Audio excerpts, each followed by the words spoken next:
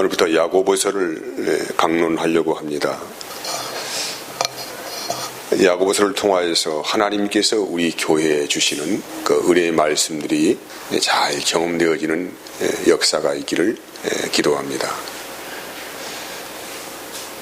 예수님을 믿으면 닥치는 시험들이 없고 또 어떤 시험들도 다 나를 피해가고 모든 일들이 잘 되어지는 것 줄만 알았는데도 불구하고 사실 그렇지는 않은 것 같습니다. 시험이라는 것들이 늘 나와 동반자가 되고 친한 친구처럼 나와 함께 걸어가는 것을 보고 많은 낙심들이 밀려오기도 합니다. 시험은 각각 다양한 모습을 가지고 우리에게 찾아옵니다. 어떤 사람에게는 건강의 문제, 또 경제의 문제, 또 가정 환경의 문제들, 또 사람들과의 관계, 고립, 따돌림, 실패, 또 환난, 여러 가지 다양한 모습으로 끈덕지게 우리를 떠나지 않는 데를 볼 수가 있습니다. 세상 사람들이 그래서 아마 이런 시험들 때문에 신을 믿고 어떤 종교의 힘을 의지하는 것 같습니다. 사람들의 본성 안에 자연 발생적으로 생겨나는 것들이 뭐냐면은 이런 어려운 일을 어떻게 회피해보고자, 나는 좀 안 만났으면 좋겠다 하는 마음을 가지고 자연 발생적으로 그 본능 안에서 종교심이 발동을 하게 되어지고, 여기에 이제 많은 다양한 종교들이 세워지고 또 무속신앙도 있는 것 같습니다. 그러다 보니까 이 그리스도인들, 자칭 그리스도인이죠. 자칭 그리스도인들도 어떻게 말을 하냐면은 누가 어려움을 당하게 되면 뭔가 저 사람은 하나님께 잘못하여서 매를 맞고 있다라고 생각을 하게 되어지고, 또 누가 인생이 잘 풀려지고 잘 나가게 되는 걸 보면은 야, 저 사람은 믿음이 좋은 사람이다, 하나님께 복을 받은 사람이다 라고 그렇게 생각을 하는 것 같습니다. 사실 이런 생각들은 주님을 제대로 알지 못하는 미신에 사로잡힌 사람들의 생각이죠. 그래서 제가 먼저 말씀드리기를 자칭 그리스도인이라고 하는 것입니다. 본장에서는 시련과 시험을 구분하고 있습니다. 시험이라고 하는 것은 그 단어의 의미가 무엇으로부터 미혹을 받고 있다, 유혹을 받고 있다 라는 의미이죠. 이게 오늘 이 야고보서 1장 14절 말씀 보면은 자기 욕심에 끌려서 미혹을 된다고 해요. 자기의 욕심에 끌려서 미혹당한 결과가 뭐냐면은 욕심이죠. 이 욕심 때문에 죄가 우리를 지배하게 되어지고 그 죄의 결말은 결국 사망으로 그렇게 들어갈 수밖에 없다라는 것입니다. 여러분의 주위에 혹시 이런 욕심의 덫에 걸려서 거의 죄인 줄 모르고 사망의 덫에 붙들려 끌려가는 영혼을 본다고 한다면 정말로 불쌍히게 합니다. 그리고 자기 자신의 모습을 분명하고 똑똑하게 보아야 합니다. 신앙의 정체성을 분명하게 보는 계기로 삼아야 한다는 것입니다. 그리고 여기에서 시련이라는 말도 나옵니다. 시련, 도키미온이라는 단어를 쓰고 있습니다. 어떤 실력을 인정해 주기 위해서 해본다는 그 의미를 굉장히 강하게 내포를 하고 있습니다. 이것을 다른 표현으로 연단하신다, 주님이 나를 연단하신다, 그래서 나를 시련으로 이끌어 가신다 라고 말씀을 하는 것입니다. 시험을 그러면 만나면 우리 그리스도인들은 어떻게 해야 하는가? 시험을 만난 당사자들의 삶에 대해서 어떻게 바라보는가에 대해서 2절 말씀하고 있는데 온전히 기쁘게 여기라고 합니다. 누구든 여러분 시험을 만나게 되어지면은 빨리 그 시험의 시간에서 해방되고 싶은 그런 마음들이 굉장히 강하지요. 그래서 얼른 이 시험에서 벗어났으면 좋겠다, 이런 마음이 굉장히 강하게 작용을 합니다. 그런데 왜 이렇게 어려운 시험을 만났을 때 우리들에게 주께서 말씀하시기를 왜 기쁘게 여기라고 하는가라는 말입니다. 여러분, 신자가 당하는 시험들은 오늘 말씀에 의하면은 믿음의 시련이다, 이렇게 말. 믿음의 시련. 다시 말한다면은 우리의 믿음을 한 단계 성숙시키기 위한 하나님의 인도하심이다, 이렇게 말씀을 받을 수가 있습니다. 3절에서 그래서 믿음의 시련은 결국은 뭘 만들어내냐면 인내를 만들어낸다는 것입니다. 이 말씀을 다 바꾸고 말하면은 믿음이 있는 자만 인내를 할 수 있다, 이렇게 말할 수 있습니다. 믿음이 없으면 인내할 수 없죠. 믿음이 있는 사람만 인내를 하는데, 여러분 생각해 보세요. 사람은 인격이 성숙하고 신앙이 성숙해지는 단계를 거치기 위해서는 반드시 어려운 일을 당할 때에 성숙해지는 그런 귀한 은총을 받습니다. 우리 신자들의 삶도 마찬가지죠. 우리가 잠시 시험을 당하여서 내 욕심 때문에 넘어질 수 있을 수 있겠지만은 하나님의 은혜라고 하는 것은 거기 끝나는 것이 아니고 그것을 시련의 시간으로 인도를 하십니다. 그 시련의 시간으로 인도를 하여서 우리의 신앙을 연단하시는 과정으로 삼으십니다. 그 과정으로 삼으시기 때문에 우리가 그 안에서 얻는 은혜라고 하는 것들은 대단한 것이다 라고 해서 믿음이 있는 사람들은 그래서 시험이 오는 순간에 이것은 하나님이 나를 이끌어내시는 시련의 시간이다라는 것을 얼른 알 수가 있다는 것이죠. 그래서 내 마음이 온전한 기쁨으로 들어갈 수 있다라고 하는 것입니다.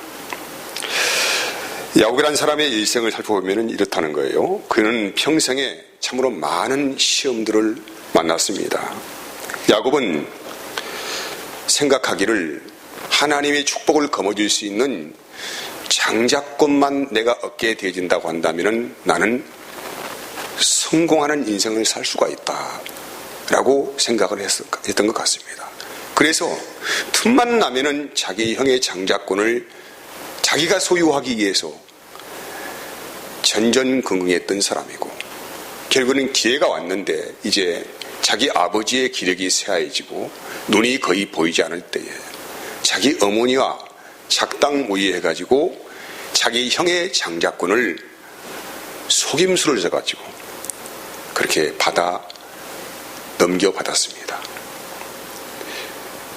야곱의 생각은 장자권만 내가 얻게 된다고 한다면 나는 큰 복을 받게 될 것이다, 이런 계산이 머리에 깔린 것 같아요.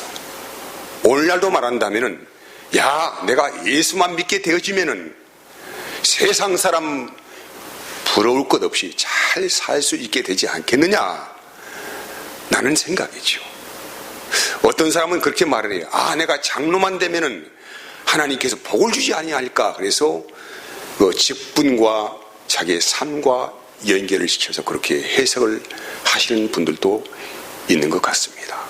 그런데 야곱은 그 형의 장자권을 아버지의 눈을 속에서 빼앗는 그 순간부터 그의 인생이 굉장히 꼬이기 시작하였습니다. 그는 말하기를 참으로 자기 인생을 돌아볼 때에 내가 험악한 인생을 살았다, 정처 없는 나그네 인생을 살았다, 이렇게 그가 고백을 했습니다. 사랑하는 여러분, 우리 마음에 하나님이 원하지 않는 것들이 우리 가슴속에 있다고 한다면 그것이 결코 우리의 삶 가운데 복이 되지 못한다는 것을 분명하게 알아야 합니다. 그런데도 불구하고 하나님께서는 너무나도 야곱을 사랑하시는 분이세요. 너무나도 야곱을 사랑하시기에 하나님께서 한순간도 야곱의 삶에서 떠나지 아니하시고 그와 동행했고 함께 하셨다고 성경이 그렇게 증언을 하고 있습니다. 그런데 하나님이 동행하시고 한순간도 떠나지 않는 야곱의 삶이 매우 고단하고 매우 피곤하고 정말로 정처 없는 고독한 나그네 인생이었다 라고 하는 거예요. 그러면 하나님께서 한순간도 야곱을 떠나지 아니하시고 그를 지키시고 보호하신 은혜를 입은 야곱의 삶이 무슨 의미가 있습니까? 하나님은 야곱을 부르실 때에 이미 하나님의 뜻과 계획을 세우시고 그의 인생길을 연단의 길로 인도를 하신 것입니다.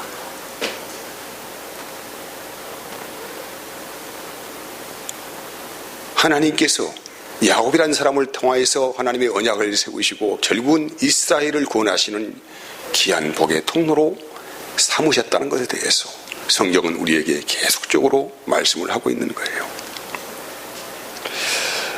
야고보서 5장 10절에서 11절까지 말씀을 보면은 이렇게 말을 합니다. 형제들아, 주의 이름으로 말하는 선지자들로 고난과 오래 참음의 본을 삼으라고 하죠. 보라, 인내하는 자를 우리가 복되다 하나니 너희가 욥의 인내를 들었고 주께서 결말을 보았거니와 주는 가장 자비하시고 긍휼히 여기시는 자니라고 합니다. 선진들의 고난과 오래 참의 본을 보라고 하면서 이어진 말씀이 뭐냐면은 욥의 인내를 잘 주시하여서 보라고 합니다. 욥이 하나님의 은혜를 어떻게 있게 되었는가에 대해서 잘 주시하여 보아라, 이렇게 우리에게 권면의 말씀을 하고 있는데, 여러분 잘 아시는 대로 욥이라는 사람의 인생은 정말로 그 누구도 욥의 인생을 부러워하는 사람이 없습니다. 그는 하루아침에 차마 입으로 말하기 표현하기도 어려운 그런 극하고 극한 상황으로 내몰리게 되었다는 거예요. 11명의 자식이 하루아침에 다 죽임을 당하게 되었습니다. 그는 동방에서 그래도 가장 잘 나가는 부자라고 했는데 그의 부와 영화가 하루아침에 다 깡그리 날아가는 거예요. 그리고 몸은 심한 질병이 들어서 악창이 나가지고 피고름이 빠져나오면서 고통과 통증 때문에 정말로 1분 1초를 견뎌나가는 그런 시간과의 사투를 벌리는 인생을 살고 있었습니다. 우리들이 가장 중요하게 생각하는 것이 세 가지를 다 잃어버렸어요. 건강 잃어버렸습니다. 11자식을 잃어버렸습니다. 돈 다 잃어버렸습니다. 이거 우리들이 가장 중요하다고, 이것만 있으면 다 행복하게 살 수 있다고 생각하는 거 아닙니까? 돈, 자식, 건강, 이 세 가지는 모든 사람이 얻고 싶은 것이고 누리고 싶은 것이고 그런 것들인데, 하나님이 욥의 인생에 개입하신 거예요. 하나님이 세상에 욥의 인생에 개입하시자마자 욥은 하루아침에 완전히 털털 털려가지고 몸은 심한 질병 때문에 견딜 수 없는 그런 시간들을 살아가고 있는데, 가장 욥이 친하다고 하는 세 친구가 찾아와서 이루한다고 하는 말이, 야, 너는 분명히 하나님께 뭔가 죄를 지었다. 그 죄 때문에 네가 그 죄의 보응을 받고 있는 것이다. 그렇게 계속 말을 하면서 뭔가 회개를 네가 회개해야 한다. 회개하지 않으면 안 된다라고 그렇게 몰아세우는 거예요. 그런데 욥은 거기에서 변호합니다. 수많은 변론을 하지요.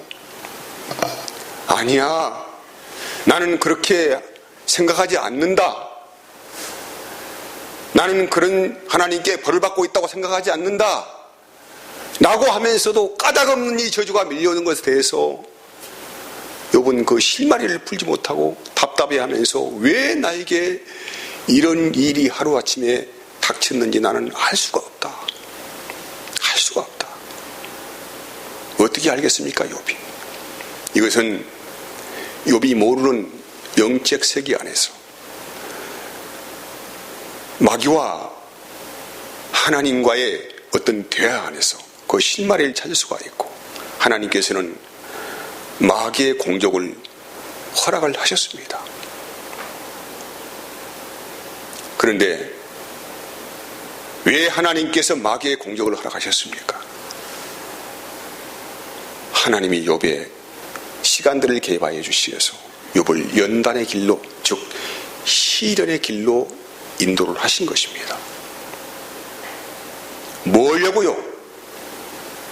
하나님께서 욥의 인생을, 욥의 신앙을 훨씬 높은 성숙의 단계로 이끌어 가시기 위해서 하나님이 욥의 인생을 그렇게 개입을 하신 거예요. 그래서 욥기서의 제일 마지막 42장을 보면은 비로소 욥과 하나님과의 대화하는 내용이 나오는데, 그때 욥이 이렇게 고백을 했어요. 같이 한번 봅시다. 욥기서 4장 2절에서 6절까지 말씀 봅시다. 자, 봅시다. 주께서는 못하실 일이 없사오며 무슨 계획이든지 못 이루실 것이 없는 줄 아오니 무지한 말로 이치를 가리는 자가 누구니까? 나는 깨닫지도 못한 일을 말하였고 스스로 알 수도 없고 헤아리기도 어려운 일을 말하였다는 거예요. 그는 자기의 친구들과 여러 가지 별로 하면서 뭐가 어떻다니 수많은 별들을 했지만은 다 허망한 말들을 했다. 나는 하나님을 알지도 못하고 그분의 뜻도 헤아리지 못하고 내 입에서 나오는 말을 했다, 이 말이죠. 여러분, 우리가 어느 인생을 뭐라고 우리가 판단할 수가 있겠습니까? 우리 인생에 안고 일어섬의 모든 것들은 전적으로 누구의 뜻 안에 있습니까? 하나님의 뜻 안에 있습니다. 그래서 우리는 입을 함부로 늘리는 게 아니에요. 뭐라고 말할 수가 없습니다. 그때 욥이 이렇게 고백합니다. 4절 말씀은 내가 말하겠사오니 주는 들으시고 내가 주께 묻겠사오니 주께 주여 내게 알게 하옵소서 하시면서 5절 내가 주께 대하여 귀로 듣기만 하였사오나 이제는 눈으로 주를 봅니다 라고 합니다. 사랑하는 여러분, 하나님에 대해서 귀로 듣기만 했는데 이제는 똑똑히 주의 얼굴을 봤다는 얘기예요. 여러분, 우리의 신앙이 희미하고 자꾸 자충우돌을 하고 시험을 이기지 못하고 넘어지고 하는 모든 그 일의 배후에는 주님을 그냥 듣기만 했어요. 자기 생각이나 관념 안에 가지고만 있었어. 근데 하나님의 은혜라고 하는 게 뭐냐면은 이제 주님의 얼굴을 똑똑히 볼 수 있는 그런 놀라운 은혜를 욥에게 베풀어 주었다. 그래서 욥이 그때 이제 박수를 치면서 박장대소 하면서 회개하는 거예요. 6절 말씀에 그러므로 내가 스스로 거두어드리고 티끌과 재 가운데서 회개하나이다 라고 그렇게 하면서 욥기서는 문을 닫습니다. 하나님의 연단에 이끄심 안에 여러분과 제 삶은 현재 있다는 것입니다. 우리가 당하는 일이 사실은 우연한 일이 아니라는 것입니다. 우리는 하나님의 사랑을 잊고 있는 자녀로서의 은혜를 현재 잊고 있기 때문에 우리가 당하는 일을 이상하게 여기지 말라 이 말이죠. 시험 때문에 넘어질 수도 있는 그런 환경도 있을 수가 있겠지만은 하나님께서는 은혜를 베풀어 주시기 위해서 우리를 이렇게 피할 길을 주시는데, 그러면 여러분 무작정 네가 인내하면 되겠느냐 이 말이에요. 무작정 인내하면 되겠느냐. 너희는 무작정 그렇게 인내하지 말고 하나님께 지혜를 구해라 이런 말씀을, 지혜를 구해라. 이 지혜라고 하는 것은 하나님께서 우리에게 피할 길을 주시겠다고 하는 그 약속이라고 말씀을 할 수가 있습니다. 그 그럼 여러분, 이 지혜라고 하는 게 뭡니까 도대체? 마태복음 7장에서는 너희가 기도할 때 하나님께서 좋은 걸 주실 것이다 하고 말을 하죠. 근데 여기에서는 이 좋은 것에 대한 분명한 말씀을 하지 않고 누가복음 11장에 보면 그 좋은 것이 무엇인가에 대해서 말씀하고 있는데 그걸 성령이라고 말씀하고 있습니다. 하나님께서 우리에게 눈에 보이지 않는, 세상이 들을 수도 없고 알 수도 없는 정말로 복되고 값진 것을 우리에게 주시기를 원하시는데, 그게 뭐냐면 너희가 받을 성령이다 라고 이렇게 말씀하셔요. 이 성령에 대해서 요한복음 14장에서는 쭉 그 말씀을 읽어가 보면은 너희가 그리스도 안에서 예수의 이름으로 기도하는 그 모든 것들에 대해서는 내가 무엇이든지 내가 다 응답을 해버리겠다, 이 말씀하시거든요. 중요한 말이 있어요. 그냥 기도하는 것을 응답하는 게 아니고, 그냥 우리가 무엇을 하나님께 기도하면 응답하는 게 아니고, 그리스도의 이름을 아는 사람이죠. 그리스도의 이름을 아는 사람이 그리스도의 이름으로 기도를 하는 거란 말이에요. 이 말씀을 이해를 하시겠습니까? 조금 잘 좀 생각해 보시라고. 내가 기도할 때 예수의 이름을 기도한 이런 말이 아니고, 우리의 마음에 예수의 이름이 새겨진 이 비밀을 아는 사람만이 그리스도의 이름으로 기도하면은 하나님께서 그리스도 안에서 예비하신 그 모든 것을 우리에게 주겠다, 이 말씀이에요. 이 말씀을 이해를 하시겠습니까, 여러분? 그냥 모든 것이 아니고, 내게 필요한 그냥 모든 것이 아니고, 그리스도의 이름을 아는 자가 그리스도 안에서 기도하면은 그리스도 안에서 주기로 하신 하나님의 그 모든 것들을 우리에게 다 주시겠다, 이 말이거든요. 그래서 이 지혜를 그러면 두 가지로 구분하고 있습니다. 마가복음 3장 13절에서 18절까지 말씀을 봅시다. 자, 무슨 지혜가 두 가지가 있는가? 너희 중에 지혜와 총명이 있는, 야고보서 3장 13절 18절입니다. 너희 중에 지혜와 총명이 있는 자가 누구냐? 그는 선행으로 말미암아 지혜의 온유함으로 그 행함을 볼지니라.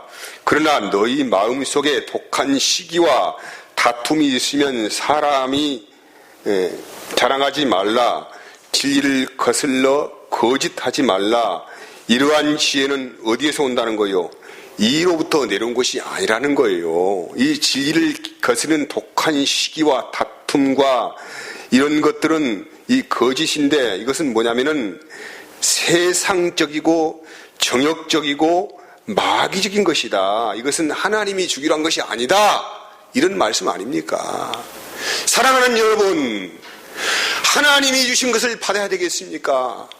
마귀가 우리의 눈을 가리고 유혹하는 것들을 받아 누리려고 우리가 일을 써야 합니까? 좀 생각해 보시라고요.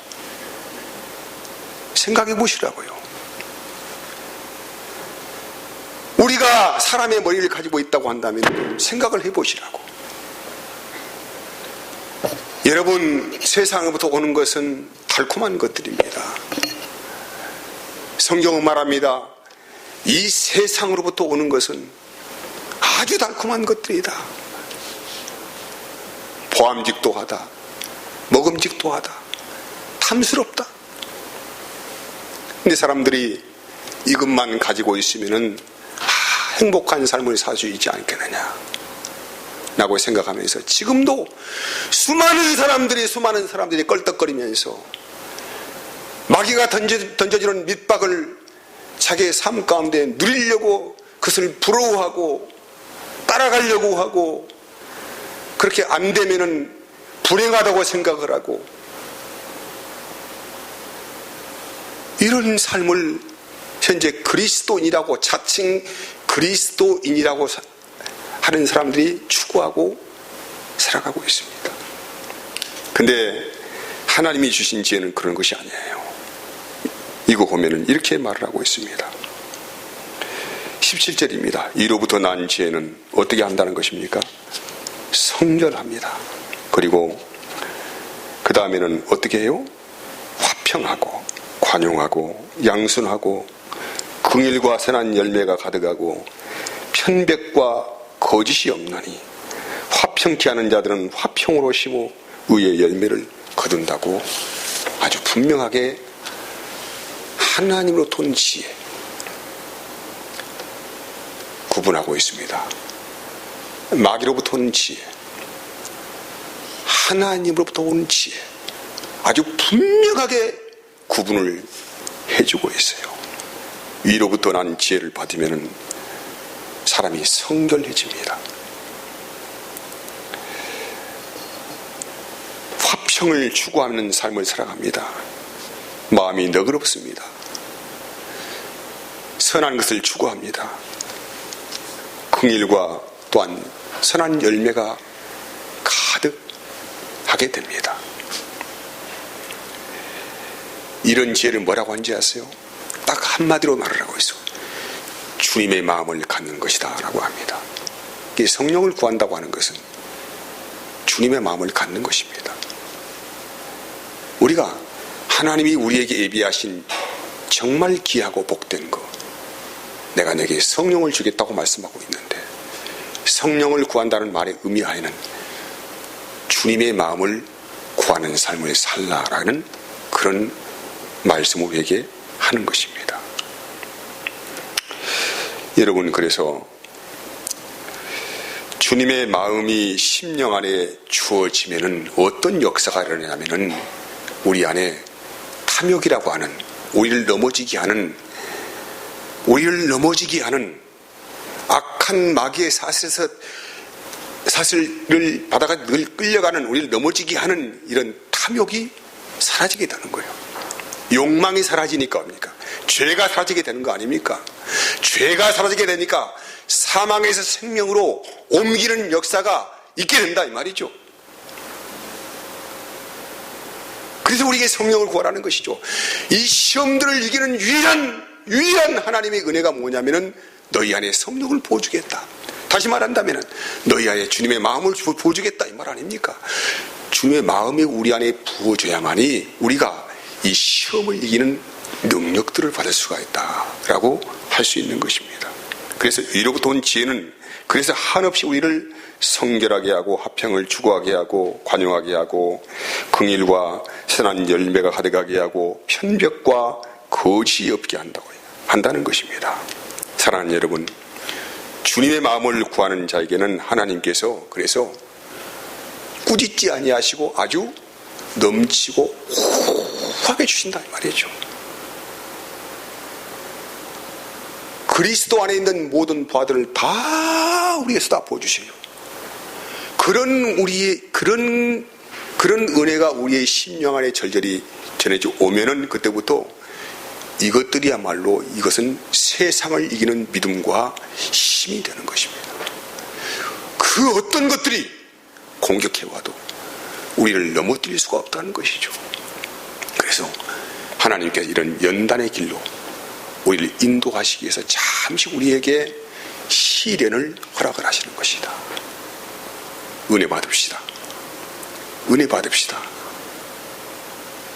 다른 거 구하지 말고 늘 성령을 구하시면서 성령 안에서 말씀하시는 주님의 마음을 항상 쫓아 살아갈 길을 바랍니다.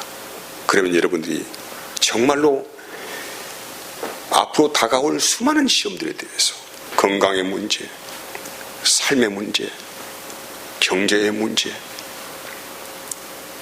사람과의 관계 문제, 아무튼 이간에 우리가 피하고 싶고 만나고 싶지 않고 돌아가고 싶은 모든 것들에 대해서 우리는 능히 이길 수 있는 힘을 얻을 수가 있습니다. 사랑하는 여러분, 성령을 구하시는 은혜가 있기로 합니다. 이것이 하나님으로부터 오는 지혜입니다.